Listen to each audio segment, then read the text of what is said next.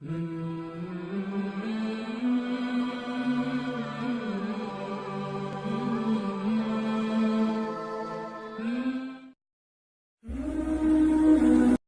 سیدنا آدم علیہ نبینا علیہ الصلوۃ والسلام کو جب اللہ تعالیٰ نے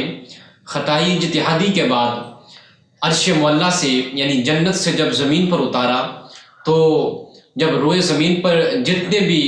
جنگلی جانور تھے ان کو پتہ چلا کہ حضرت سیدنا آدم علیہ نبینا علیہ الصلوۃ والسلام روئے زمین پر تشریف لائے ہیں، تو وہ لوگ آپ کی زیارت کے لیے تشریف لے آئے۔ سب جتنے بھی جانور روئے زمین پر تھے تو آدم علیہ الصلوۃ والسلام کی بارگاہ میں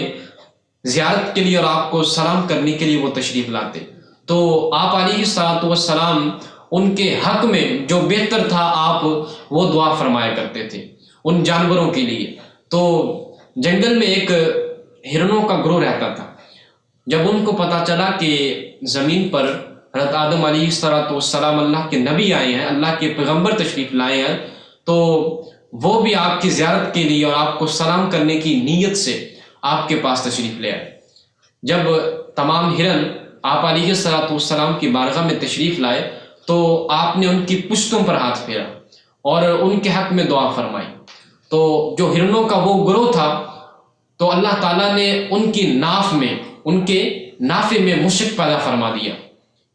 تو جب وہ ہرن دوبارہ اپنی قوم میں واپس لوٹے اس خوشبو کا تحفہ لے کر، تو وہ بڑے متعجب ہوئے، بڑے حیران ہوئے کہ دوسرے ہرن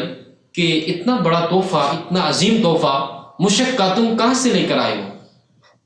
وہ کہتے ہیں کہ آدم علیہ نبینا علیہ الصلوۃ والسلام اللہ کے پیغمبر بھی ہیں اور نبی بھی ہیں، یہ جنت سے روئے زمین پر تشریف لائے،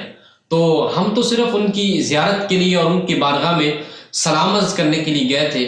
تو انہوں نے اللہ کے حضور دعا فرمائی تو اللہ نے ہمارے نافے میں یہ مشک کی خوشبو پیدا فرما دی۔ اچھا یہ بات ہے، انہوں نے کہا چلو ٹھیک ہے ہم بھی چلتے ہیں اور ان سے اس خوشبو کا تحفہ ہم بھی لے کر آتے ہیں۔ ٹھیک ہے چلے گئے، وہ لوگ آپ علیہ الصلوۃ والسلام کی بارگاہ میں پہنچے تو آپ نے ان کی پشتوں پر بھی ہاتھ پھیرا اور ان کے لیے بھی دعا فرمائی۔ تو جیسے گئے تھے ویسے ہی رہ گئے، واپس آئے جنگل میں اور ان سے بڑے تعجب سے پوچھتے، حیران بھی ہوتے ہیں کہ تمہاری پشتوں پر بھی انہوں نے ہاتھ پھیرا ہے اور تمہارے لیے بھی انہوں نے دعا فرمائی ہے، اور ہمیں بھی ایسا ہی معاملہ ہوا ہے، ہمارے ساتھ بھی ہماری پشتوں پر بھی ہاتھ پھیرا ہے، دعا بھی فرمائی ہے، لیکن ہمارے نافے میں، ہماری ناف میں خوشبو نہیں پیدا ہوئی۔ تو جواب سنیے، آج کے منکرین کے لیے بھی یہ جواب ہے جو کہتے ہیں کہ اللہ کے بندوں کے پاس، اللہ کے ولیوں کے پاس جانا یہ کہیں سے ثابت نہیں، بلکہ یہ تو شرک ہے، وہ تو اپنی عطا سے کسی کو دے ہی نہیں سکتے اور ان کے پاس جانا فضول ہے، نعوذ باللہ۔ ان کے لیے جواب ہے۔ تو وہ ہرنوں کا جواب سنیے، وہ کہتے ہیں کہ ہماری نیت تھی کہ ہم ان کی بارگاہ میں سلام کے لیے اور ان کی زیارت کے لیے گئے تھے، صرف ہماری یہ نیت تھی، تو جو انہوں نے ہمیں عطا کیا ہے وہ ہمیں ان کی طرف سے تحفہ ہے، تو تم جو نیت لے کر گئے تھے وہ یہ تھی کہ ہم ان کی بارگاہ سے عطر کا تحفہ لیں گے، مشک کا تحفہ لیں گے، تو تمہاری نیتوں میں تضاد تھا، تمہارے فعل میں تضاد تھا، تمہارے کردار میں تضاد تھا، اس وجہ سے تم کو ان کی بارگاہ سے فیض نہیں ملا۔